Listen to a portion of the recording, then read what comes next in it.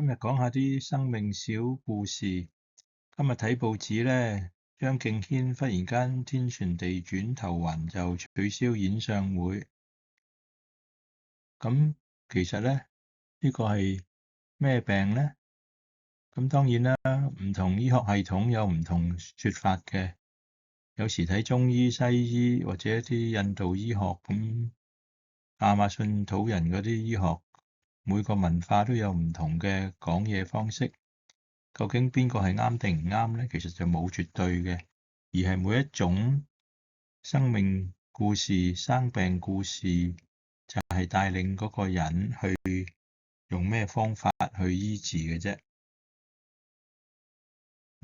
咁講下正常我哋西醫嘅生物醫學制度呢，就大致上假設人係機器咁樣去處理，主要就用藥物手術嘅，就主要講知道啲物質。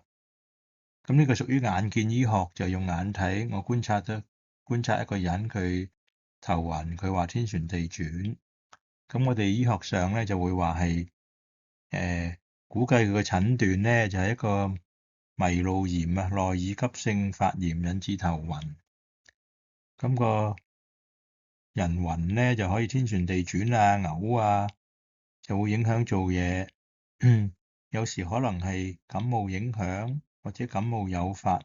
其實呢個咧只係一個時間巧合嘅，有時的確某啲人佢感冒之後跟住頭暈，咁我哋好直覺就會諗佢可能感冒引致呢個頭暈啊、內耳發炎。其實呢啲全部係冇證據嘅，可以話因為一個人普通頭暈天旋地轉，亦都唔會點樣將佢個內耳組織抽組織化驗去證明。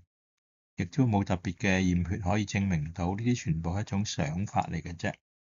咁當然啦，其實好多種病都可以影響嗰個前庭神經線發炎。咁究竟係前庭內耳炎，抑或係前庭神經線發炎呢？其實呢啲好難分嘅，因為一個人暈呢，佢氹氹轉係一個感覺嚟嘅。究竟係個神經線感覺重要，因為個器官重要呢？其實就用唔同名咧，有時表達嘅意思亦可以有唔同。不過喺醫學上最主要係用藥物咧。咁我哋估計佢係，譬如係內耳器官發炎、前庭神經線發炎，都係用藥物嘅。咁主要就係用藥物咧。咁其實藥物都有好多種藥物可以供選擇嘅。咁呢個眼見咧，一般人頭暈就眼見，就要揾一啲物質幫助。咁呢個係一個正常醫學制度。成年人咧就係眼見嘅嘢咧就控制咗心情，自己眼見天旋地轉就心情必然唔好嘅。咁呢個除咗用藥咧，我哋正常我哋急症嘅西醫學就首先講藥物，手術醫好咗個病人咧，就跟住有一個康復咯。咁康復過程咧，咁有啲醫學研究就係嗰個眼見同埋心理因素都會影響嗰個康復過程。咁有一個研究就話咧，嗰啲認為自己嘅病情控制唔到嘅人咧，佢個康復進度係最慢嘅。咁即係話，如果個個人有自信心嘅咧，康復就會快啲。咁其實可唔可以將呢個自信心擺喺嗰個急症頭暈嗰陣時咧？西醫就通常就唔會研究，因為急症首先藥物手術，康復就講心理情緒。其實心理情緒如果擺喺急症咧，其實個科學證明都可以有用嘅。咁如果用一個正向角度睇急症醫學咧，一個人頭暈，佢自然一驚啊，自然頭暈多啲。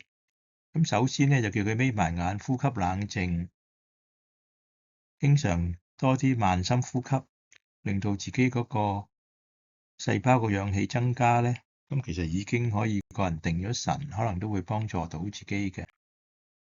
嗱，咁呢個助人以漁嘅醫學咧，就係教埋佢釣魚，就學三知，就唔好淨係知物質，學埋知己知彼。咁其實咧，好多人咧長期有壓力咧，就習以為正常，入咗壓力淺層呼吸，自己唔知，長期細胞缺氧咧，咁啲細胞全身都唔健康嘅。當某一部分細胞唔健康，就會引起特別症狀。呢個長期細胞缺氧，其實全身細胞都係一個微微嘅發炎嘅。咁究竟係個壓力缺氧引致神經線失去平衡，引致發炎，抑或係壓力缺氧引致內耳神經線發炎、內耳個前庭組織發炎，引致頭暈？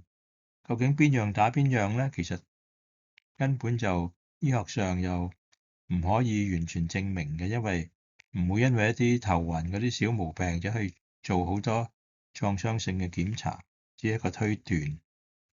嗱，咁變咗咧，其實一種諗法就係行為用物質一樣係食藥，不過咧就醫生同個病人主要講點樣做呼吸啊，點樣做反思啊，點樣呼吸方法咧，嗰個係訓練嗰個自助能力，即係話咧喺呢種醫學上咧睇症嗰陣時，主要講就講訓練嗰個點樣呼吸，點樣去相反諗嘢，而將嗰個藥物嗰啲比例就可能講得少啲。咁呢種就同正常醫學就唔同嘅。正常醫學主要講藥物、手術，整下咧就唔講嗰個人點樣自己幫自己腦袋製藥。嗱，咁變咗就係一種就係眼見醫學，就係物質係主角，眼見係主角，就見到嘅器官就話嗰個器官發炎引致頭暈。一種眼不見醫學就係神經線係主角，神經線控制器官，神經線又引致器官細胞發炎。其實神經線同器官都可以引致頭暈。咁邊個係主角咧？其實嗰個好重要嘅。多數人就眼見，眼見就藥物係主角。其實咧，如果將個主角係擺喺眼不見嘅自己情緒狀態咧，咁配角嗰啲藥物咧，其實就唔使講嘅，食藥得噶啦。食住藥咧就猛同自己講點樣多啲記得慢深呼吸，腦袋個缺氧程度會減少啊。咁其實變咗個注意力就係啦，注意力喺邊咧？邊度就係命運。當個注意力擺咗喺眼見嘅藥物咧，整下就習慣要食藥，唔食藥就會個心唔安樂，整下就依賴咗藥物。咁呢個依賴藥物咧，有啲人咧就會進一步一個第二、第三層次嘅想像，有時會覺得，咦？呢個藥物仲有2個月先到期喎，唔夠新鮮喎，你俾啲新鮮啲嘅藥我食啦。咁有啲人就自然然相信藥物咧爭1個月都可能有嗰個效力唔妥，佢將個藥物當咗係生果會腐爛咁嘅比喻方式。咁呢類人咧就係主要將個信心擺喺藥物嘅。咁呢個例子我眼見過，就係我一個佢係成世做賣藥嘅病人，佢自然將個信心擺喺藥物，就會發展呢種咁嘅諗嘢方式。另外一種成年人第二生命咧，其實眼不見心情就控制眼見，呢個亦都係一個認知神經科學事實。我哋嘅心情就控制我哋睇到咩嘢嘅。譬如個人嗰個注意力唔喺度咧，地下見到人哋見到錢，佢都睇唔到有錢執㗎喎，因為佢係注意力嘅，所以就變咗嗰個神經線嘅注意力在哪裏，哪裏是命運。究竟呢個注意力，當我哋身體有毛病、有病，應該注意眼見物質多啲，抑或注意留意自己嘅情緒多啲，控制翻自己個心情，從而控制翻自己嘅細胞行為，邊樣更加好啲咧？咁當然咧，嗰個社會制度方面，幫人就一定要講物質嘅，因為冇物質咧，對方好似覺得爭嗰啲手信啊，咁所以就社會幫人就講物質。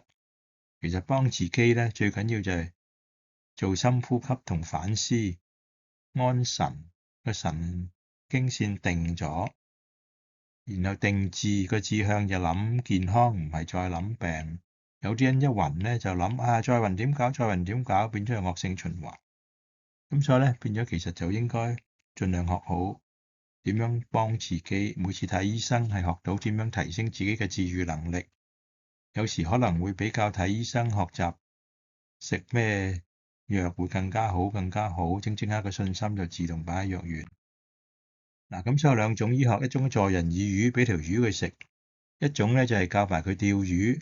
咁各位個價值觀喺眼見物質，俾人幫助，或者個價值觀擺喺凡事都要學習幫自己最好咧，呢個係每人自由決定嘅。